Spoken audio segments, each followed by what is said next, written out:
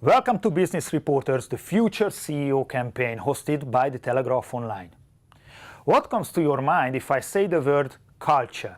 Definitely nothing as specific as assets, liabilities, revenues or profit. Still, culture is a returning word in the business conversation. So why is that? Why is it so important? Why do we have to measure it? This is what I'm going to discuss with Richard Baret. I'm chairman of the Baret Value Center. Today, we're going to talk about the leaders of the future.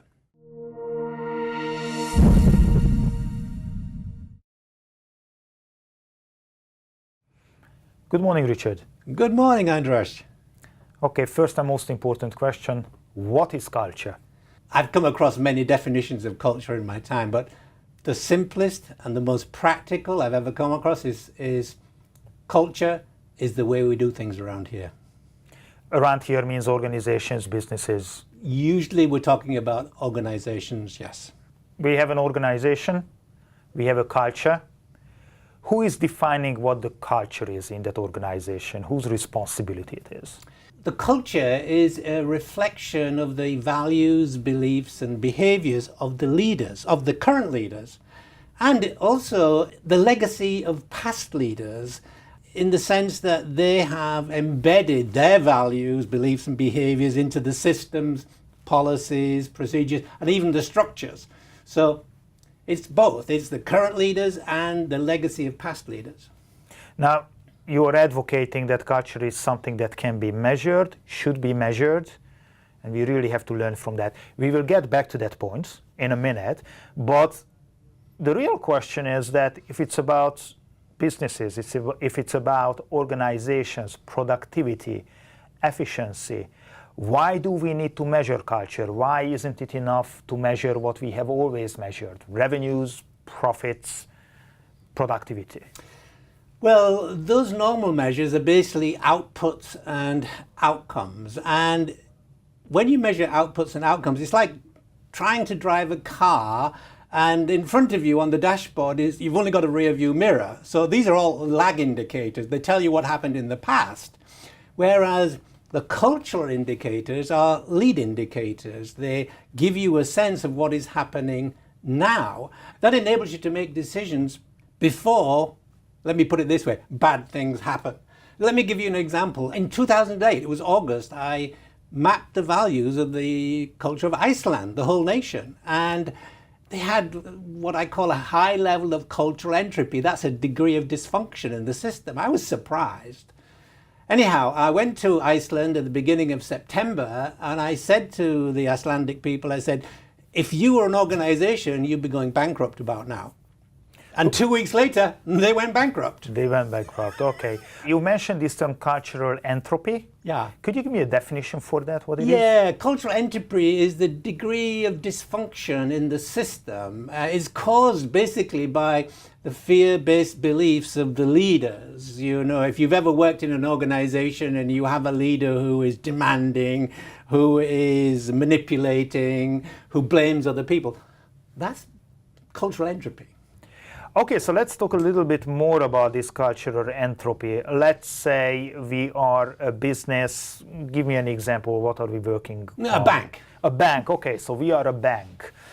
You are invited to do your assessments. You identify weaknesses. You identify what this cultural entropy is about. Could you give me an example what could go wrong? What we do is we actually do an assessment by asking the employees what are their personal values, what values do they see in the organization, that's the current culture, and what values would they like to see in an organization, that's the desired culture. And the employees get to choose from positive words such as creativity, openness, teamwork, and what I call potentially limiting values. Call them negative values if you like blame, demanding, internal competition, hierarchy, bureaucracy.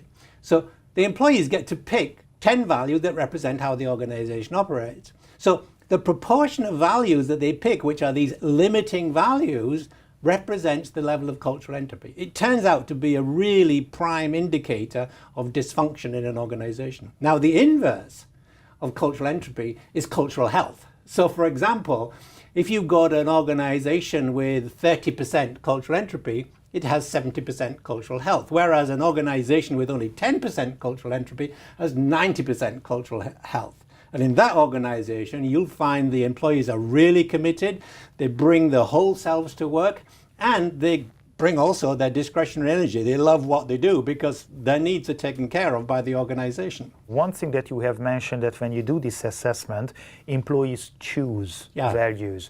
I'm trying to visualize the process. So does it mean that you are giving them a list of possible values and they pick from it? Yes, so what happens is, before the survey starts, there's quite an art to this. We build a template of values that is customized for that particular organization.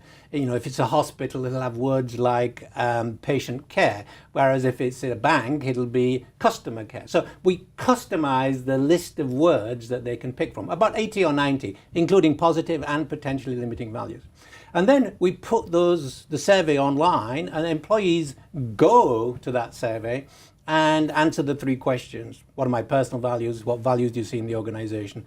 And what values would you like to see? Now, before they answer those 3 questions, we also ask them, what gender they are, what level they are in the organization, what business unit they're in, demographics, so that later we can pull out the data and do the analysis by employee groups. You have also mentioned 30%, 70% of entropy or cultural health. 70% of what? Okay, so it's just an indicator. It's not a percentage of, it's an indicator. So when we say that cultural entropy is 30%, we know there's a relatively high level of dysfunction. When we say cultural health is 70%, we know it's a relatively healthy culture where there are matching values between people's personal values, the ones that they pick, and the current culture, and matching values between the current culture and the desired culture. So when you have a lot of matching values, it means you have a healthy culture, and employees feel that they can bring their whole selves to work, and they feel the organization is on the right track. Why should I trust the answer of these employees? Their answers could depend on, do they have a good day, a bad day? Are they being just promoted, just fired?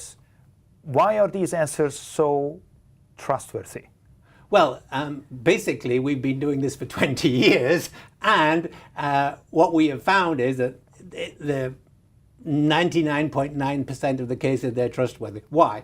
Well, when people answer the question, which are your values, pick 10 values that represent who you are, they may pick aspirational values. We know that, that's okay. But when you ask them what are the values or how is your organization operating? What values do you see in the organization?